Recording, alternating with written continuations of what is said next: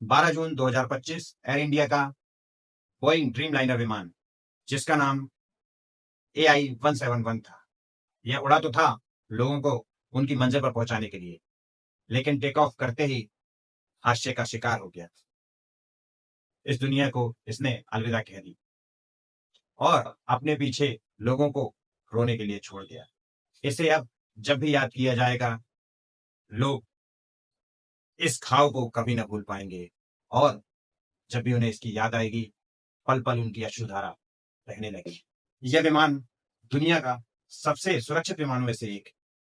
आज तक इस विमान में कभी कोई हादसे की खबर नहीं आई, लेकिन जब आई तो यह हादसा इतना भयावह था कि इसमें मौजूद 242 यात्री, कैप्टन और क्रू मेंबर सहित लगभग सभी के सभी मौत के आगोश में समा गए।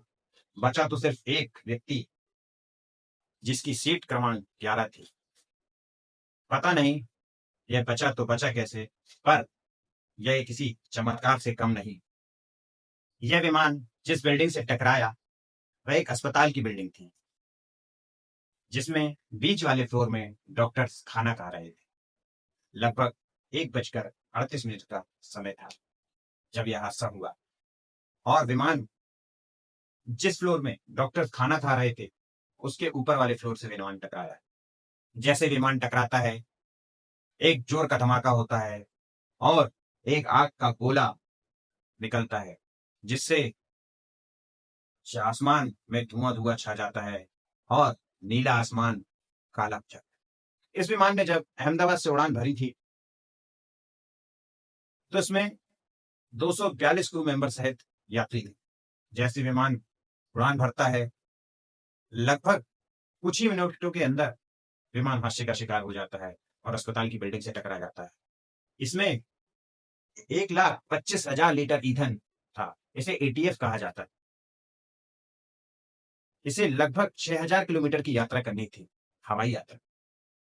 यह अहमदाबाद से लंदन की ओर जा रहा था, लेकिन पहले ही हादसे का शिकार हो गया।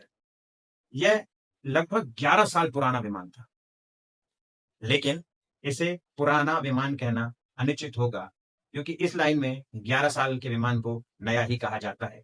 इसमें जो पायलट थे, सुमित सबरवाल, इनको लगभग 8200 घंटे का अनुभव था, जबकि इनके साथी फर्स्ट स्टाफ ऑफिसर, उन्हें लगभग 1100 घंटे का अनुभव था।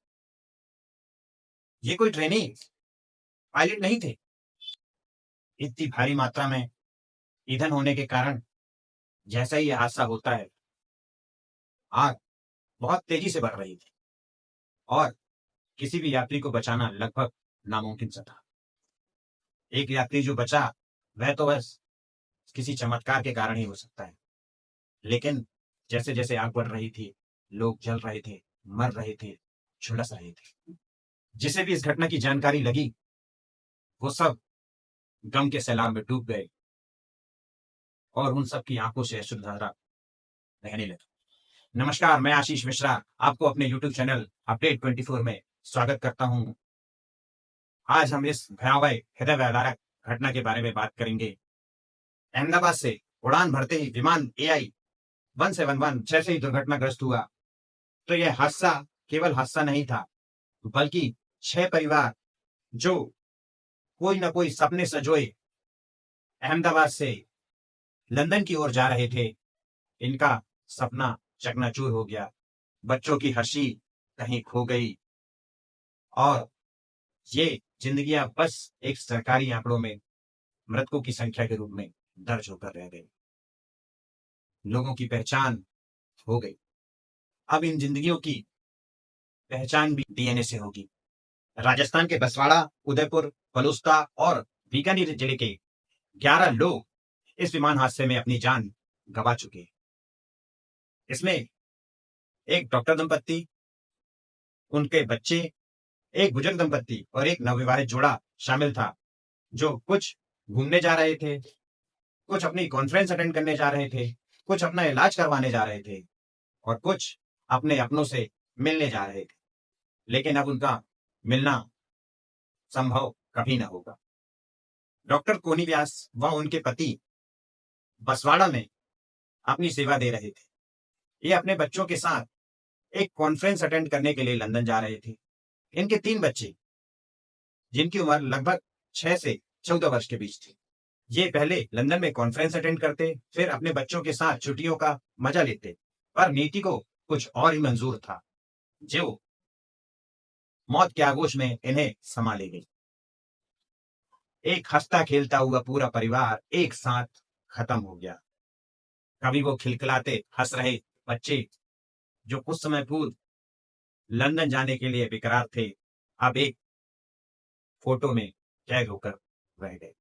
उदयपुर के डॉक्टर प्रतीक जोशी का भी पूरा परिवार खत्म हो गया। पैसिफिक हॉस्पिटल के मशहूर चिकित्सक डॉक्टर प्रतीक जोशी अपने माता पिता, अपनी पत्नी व अपने 10 साल के बेटे के साथ, जिसका नाम आरव था, लंदन जा रहे थे। यह परिवार अपनी समाज सेवा के लिए बहुत प्रसिद्ध था। इनका बेटा आरव अपनी आगे की पढ़ाई ब्रिटेन से करने वाला था। उसका यह सपना अब चकनाचूर हो चुका है और वह मौत के आगोश में समा चुका है।